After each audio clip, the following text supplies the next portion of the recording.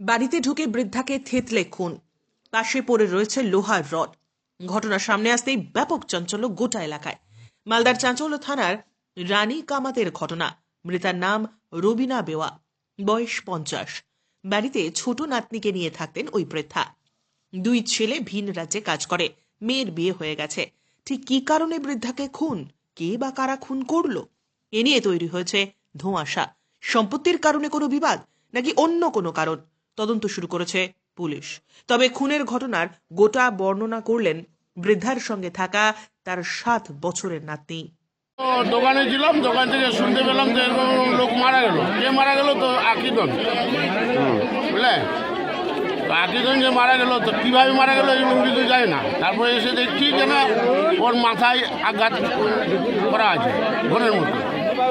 কি মনে করছেন, আত্মহত্যা না কেউ খুন করেছে? খুন করেছে। কে কে মনে হচ্ছে কে খুন করেছে? ওদের আত্মীয়দের মধ্যেই হবে যে কেউ। মহিলাটার নাম কি? মহিলার নামটা হচ্ছে আকিদন। কি করতো মহিলাটা? মহিলাটা, ওর স্বামী মারা গেছে, ওর স্বামীর যে পেনশন পেত ওই পেনশন নিয়ে চলাফেরা করতো। এই এমন ঘটনা ঘটে গেল। আমাদের তো ভয়, মানে এটা তো ভয়ের কারণই আছে। এটা যে ভয়টা আছে, এখন আতঙ্কে যেন মানুষ ঘুমাতে পারবে না। কার ঘরে কে ঢুকে যাবে, কে কাকে মেরে ফেলবে।